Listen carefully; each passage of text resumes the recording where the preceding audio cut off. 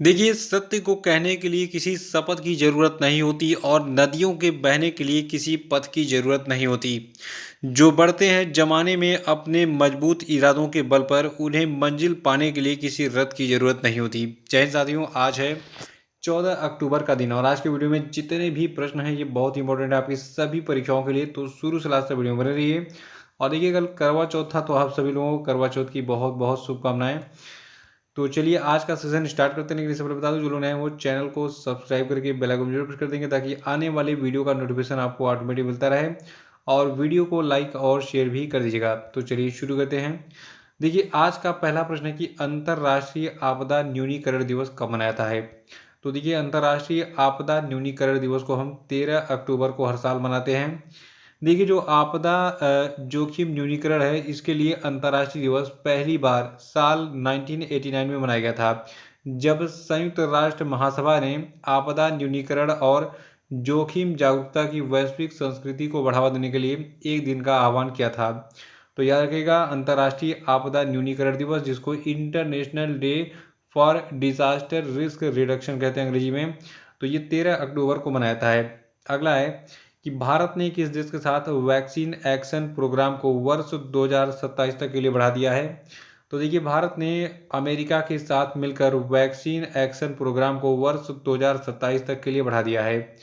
और देखिए, भारत सरकार ने 2027 तक Indo US vaccine action programme को बढ़ा दिया है। और ये जो क्या है, देखिए, जो Indo US vaccine action programme है, ये एक द्विपक्षीय सहयोगी कार्यक्रम है जो कि संयुक्त राज्य अमेरिका में national institute of allergy and infectious disease और नेशनल इंस्टीट्यूट ऑफ हेल्थ के सहयोग से बनाई गई है। अगला कि हाल ही में किस देश ने अफगानिस्तान में महिलाओं और लड़कियों के दमन के लिए जिम्मेदार तालिबान के सदस्यों पर वीज़ा प्रतिबंध लगा दिया है। तो देखिए, अभी हाल ही में अफगानिस्तान में महिलाओं और लड़कियों के दमन के लिए जो जिम्मेदार तालिबान के सदस्य हैं, उन सभी पर वीज़ा का प्रतिबंध लगा दिया है अमेरिका ने। देखिए, संयुक्त राज्य अमेरिका ने तालिबान के सदस्यों और अन्य व्यक्तियों पर वीज़ा प्रतिबंध लगा दिया है और ये लोग अपनी नीतियों और हिंसा के माध्यम से अफगानिस्तान में महिलाओं और लड़कियों के दमन के लिए जिम्मेदार हैं। एक खास बात यह है कि ये वीज़ा प्रतिबंध नीति तालिबान के वर्तमान या फिर पूर्व सदस्यों के लिए वीज़ा जारी करने को प्रतिबंधित करता है। यानी कि तालिबान का चाहे कोई पूर्व मेंबर हो, भले ही अब उसने तालिबान को छोड़ दिया हो, या फिर वर्तमान मेंबर हो, उन सभी को अब वीज़ा नहीं मिलेगा अमेरिका का। अगला कि हाल ही में किस प्रदेश सरकार ने किसानों की मदद के लिए हिम कैड योजना शुरू की। तो देखिए, हिम कैड योजना को हिमाचल प्रदेश की सरकार ने शुरू किया है।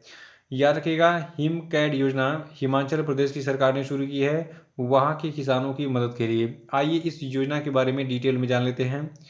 देखिए, नवीनतम आंकड़ों के अनुसार हिमाचल प्रदेश का लगभग 80% जो क्षेत्र है कृषि वाला, ये वर्षा पर निर्भर करता है। यानी कि 80% खेती जो होती है हिमाचल प्रदेश में, ये वर्षा के भरोसे है। और ये योजना जो है, यानी कि जो आपकी हिमकैड योजना लाई गई है, तो ये योजना बेहतर जल संरक्षण और फसल विविधीकरण और एकीकृत खेती के लिए किसानों के खेतों को शुरू से अंत तक संपर्क प्रदान करेगी। और देखिए, इस हिमकैड योजना के तहत मार्च 2024 तक कुल 23,344 हेक्टेयर कृषि योग्य कमान क्षेत्रों को विकास गतिविधियां प्रदान करने की योजना है। और और इसके लिए हिमाचल प्रदेश की जो राज्य तकनीकी और सलाहकार समिति है, इसने 305.70 करोड़ रुपए की कुल 379 लघु सिंचाई योजनाओं को मंजूरी दी है। पांचवा कि देश के नागरिकों को armed force battle casualty welfare fund में योगदान के लिए कौन सी वेबसाइट लॉन्च की गई है। तो देखिए, देश में नागरिकों को armed force battle casualty welfare fund में योगदान के लिए अभी हाल ही में माँ भारती के सपूत नाम के एक वेबसाइट को लॉन्च किया गया है। देखिए, केंद्रीय रक्षा मंत्री राजनाथ सिंह ने एक वेबसाइट में माँ भारती के सपूत वेबसाइट को लॉन्च किया है, जो कि देश के नागरिकों को सशस्त्र बलों के युद्ध हताहत कल्याण कोष में योगदान करने में सक्षम बनाएगी। देखिए, जो प्रख्यात अभिनेता अमिताभ बच्चन हैं, इनको इस armed force battle casualty welfare fund का जो वेबसाइट है, उसका गुडविल एम्बेसडर बनाया गया है। अगला है कि पीएम डिवाइन योजना का उद्देश्य भारत के किस क्षेत्र के विकास के लिए है। तो देखिए, जो पीएम डिवाइन योजना है, तो इसका उद्देश्य है जो नॉर्थ ईस्ट के एरियाज़ हैं भारत के, जैसे कि असम हो गया, मेघालय हो गया, त्रिपुरा हो गया, तो इन सभी राज्यों के विकास के लिए जो है इस पीएम डिवाइन योजना को शुरू किया गया है। देखिए, भारत सरकार ने कुल 100% केंद्रीय वित्त पोषण के साथ इस पीएम डिवाइन योजना को शुरू करने की घोषणा की है। देखिए, जो पीएम डिवाइन यानी कि पूर्वोत्तर क्षेत्र के लिए प्रधानमंत्री विकास पहल है, इसका उद्देश्य जो है भारत के उत्तर पूर्व क्षेत्रों का विकास करना है और इस योजना से युवाओं और महिलाओं के लिए सहायक उद्योगों, बुनियादी ढांचे, आजीविका गतिविधियों और सामाजिक विकास परियोजनाओं का सृजन किया जाएगा। सातवां की हाल ही में पीएम मोदी ने हिमाचल प्रदेश के एक जिले में 2 जल विद्युत परियोजनाओं की आधारशिला रखी। तो देखिए, पीएम मोदी ने अभी हाल ही में हिमाचल प्रदेश के चंबा जिले में 2 जल विद्युत परियोजनाओं की आधारशिला रखी है। देखिए, इनमें से जो ये पहला जल विद्युत परियोजना है, ये 48 मेगावाट का है, जिसका नाम है चंजू 3 हाइड्रो इलेक्ट्रिक प्रोजेक्ट। और दूसरी जो परियोजना है, इसका नाम है देवथल देवथल चंजू हाइड्रो इलेक्ट्रिक प्रोजेक्ट। ये 30 मेगावाट की जो है परियोजना है। तो इन दोनों परियोजनाओं की क्षमता और नाम याद रखिएगा। ये दोनों हिमाचल प्रदेश के चंबा में शुरू की गई हैं। और देखिए, इन परियोजनाओं से सालाना 270 मिलियन यूनिट से अधिक बिजली का उत्पादन होगा और हिमाचल प्रदेश को लगभग 110 करोड़ रुपए का वार्षिक राजस्व प्राप्त होने की उम्मीद है। और देखिए, इस दौरान यानी कि इस दोनों जल विद्युत परियोजनाओं को लॉन्चिंग के दौरान जो है पीएम मोदी ने चंबा में ही प्रधानमंत्री ग्राम सड़क योजना 3 का भी जो है शुभारंभ किया। देखिए, प्रधानमंत्री ग्राम सड़क योजना तृतीय के द्वारा राज्य में यानी कि हिमाचल प्रदेश में लगभग 3125 किलोमीटर सड़कों का उन्नयन किया जाएगा। देखिए, केंद्र सरकार के द्वारा इस चरण के तहत राज्य के 15 सीमावर्ती और दूर दराज के ब्लॉकों में 440 किलोमीटर सड़कों के उन्नयन के लिए लगभग 420 करोड़ रुपए की मंजूरी दी गई है। और अगला प्रश्न है कि विदेश मंत्रालय के अनुसार विदेश मंत्री डॉक्टर एस जयशंकर 15 से 16 अक्टूबर 2022 तक किस देश की अपनी पहली आधिकारिक यात्रा पर थे मतलब ये जाएंगे तो थे हो जाएगा, 3 दिन बाद आप वीडियो देखेंगे तो ये पास्ट में चला जाएगा। तो देखिए, 15 और 16 अक्टूबर को जो है भारत के जो विदेश मंत्री डॉक्टर एस जयशंकर हैं, ये मिस्र की यात्रा पर रहेंगे। देखिए, मिस्र जो है ये मैप में आप देखेंगे अंग्रेजी में तो इसको जो है इजिप्ट, ठीक है, EGYPT इसकी स्पेलिंग होती है। तो अंग्रेजी में मैप में आपको इजिप्ट दिखेगा और हिंदी में मिस्र लिखा मिलेगा। तो मिस्र के बारे में भी हम बात कर लेंगे, लेकिन अभी जान लीजिए कि भारत के विदेश मंत्री 15 और 16 अक्टूबर 2022 तक मिस्र में होंगे। और ये मिस्र के विदेश मंत्री समी हसन सौकरी के निमंत्रण पर मिस्र की यात्रा पर गए हैं। देखिए, भारत का जो विदेश मंत्रालय है इसके अनुसार भारत के विदेश मंत्री और जो आपके मिस्र के विदेश मंत्री हैं समी हसन सौकरी, तो ये दोनों मिलकर आपसी हित के कई द्विपक्षीय, क्षेत्रीय और अंतर्राष्ट्रीय मुद्दों पर चर्चा करेंगे। और देखिए, भारत और मिस्र के संबंधों की बात करें तो भारत और मिस्र के बीच पारंपरिक रूप से ऐतिहासिक और सांस्कृतिक संबंधों पर आधारित मधुर और मैत्रीपूर्ण संबंध रहे हैं। देखिए, भारत मिस्र के साथ अपने संबंध और गहरे करने की कोशिश कर रहा है। और अभी हाल ही में देखिए, सितंबर महीने में जो है भारत के रक्षा मंत्री यानी कि पिछले महीने में भारत के रक्षा मंत्री राजनाथ सिंह जो है ये रक्षा संबंधों को और मजबूत करने के लिए मिस्र के दौरे पर गए थे। और दोनों देश इस वर्ष यानी कि भारत और मिस्र इस साल जो है अपने राजनयिक संबंधों की स्थापना के 75 वर्ष मना रहे हैं। इसको नोट कर लीजिएगा। देखिए, इस प्रकार के प्रश्न एग्जाम में बहुत पूछे गए हैं, खासतौर से जो बड़े एग्जाम होते हैं पीसीएस के और यूपीएससी वाले, ठीक है। तो और छोटे एग्जाम में भी देखिए आजकल एसएससी वगैरह में बहुत टफ क्वेश्चन आ रहे हैं करंट के। तो जितने भी प्रश्न मैं आपको बताता हूँ, जितने भी पॉइंट बताता हूँ, सबको पढ़िए और सभी एग्जाम में बैठिए, कोई ना कोई एग्जाम तो निकलेगा ही। तो देखिए, हम बात कर रहे थे भारत और मिस्र के संबंधों की। तो भारत और मिस्र के राजनयिक संबंधों की स्थापना के 75 वर्ष पूरे हो चुके हैं।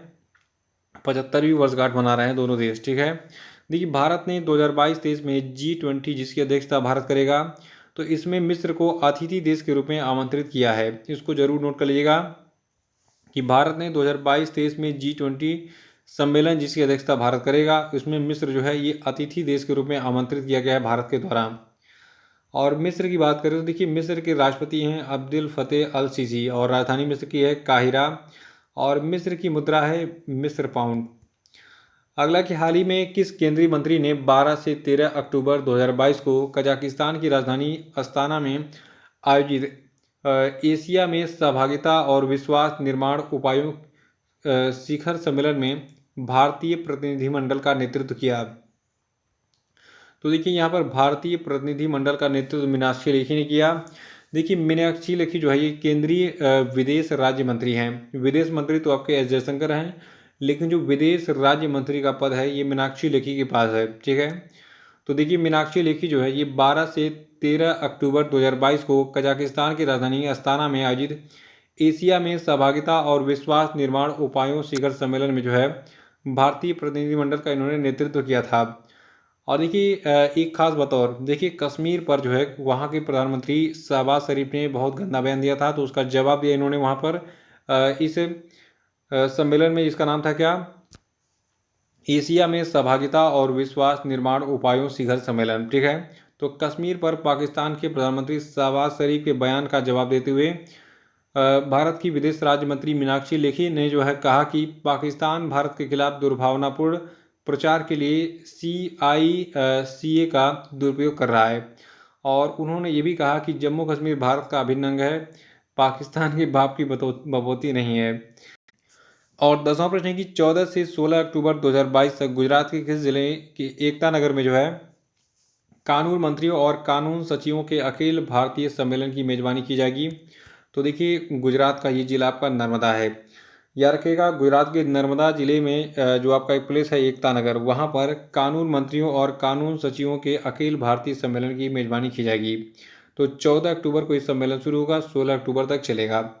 देखिए इस सम्मेलन में राज्यों और केंद्र शासित प्रदेशों के जो कानून मंत्री होंगे और कानून सचिव होंगे ये भाग लेंगे। और केंद्रीय कानून और न्याय मंत्री किरण रिजिजू जो है ये 15 अक्टूबर को इस सम्मेलन को संबोधित करेंगे। और इस सम्मेलन में भारत की कानून प्रणाली से संबंधित विभिन्न विषयों पर चर्चा होगी, ताकि नीति निर्माता देश के भविष्य के लिए एक रोड मैप विकसित कर सकें। तो इसको नोट कर लीजिएगा। और अब हम बात करेंगे आज के सभी क्वेश्चन अपडेट में। देखिए पहला प्रश्न आज का है कि विश्व गठिया दिवस कब मनाते हैं, बताइए। दूसरा कि न्यायमूर्ति पंकज मित्तल को किस उच्च न्यायालय के मुख्य न्यायाधीश के रूप में अपॉइंट किया गया, बताइए। तीसरा कि गिनी में भारत के नए राजदूत कौन बने, बताइए। चौथा कि हाल ही में किसे कुवैत में भारत का नया राजदूत बनाया गया, बताइए।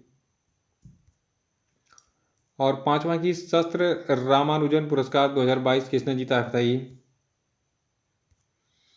और अब हम बात करेंगे कल के पूछे गए सभी क्वेश्चन अपडेट के सही उत्तरों की। देखिए पहला प्रश्न है कि अंतर्राष्ट्रीय बालिका दिवस कब मनाते हैं, तो देखिए 11 अक्टूबर को अंतर्राष्ट्रीय बालिका दिवस मनाता है।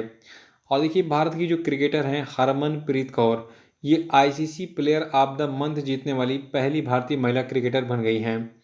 और देखिए अभी हाल ही में जो आपकी वजाहत हुसैन है भारत के, तो इन्होंने जो है संयुक्त अरब अमीरात का द्वितीय शेख जायद अंतर्राष्ट्रीय सम्मान जीता है। और देखिए खास बतौर जो दूसरा संयुक्त राष्ट्र विश्व भूस्थानीय सूचना कांग्रेस है, ये भारत के हैदराबाद शहर में आयोजित किया गया। और पांचवा था कि हाल ही में किस संस्थान के द्वारा एजुकेशन 4.0 इंडिया रिपोर्ट लॉन्च किया गया, तो देखिए विश्व आर्थिक मंच ने एजुकेशन 4.0 इंडिया रिपोर्ट को लॉन्च किया हाल ही में। तो आपको वीडियो कैसा लगा कमेंट बॉक्स में बताइए, इसको लाइक करके शेयर जरूर करिएगा। धन्यवाद।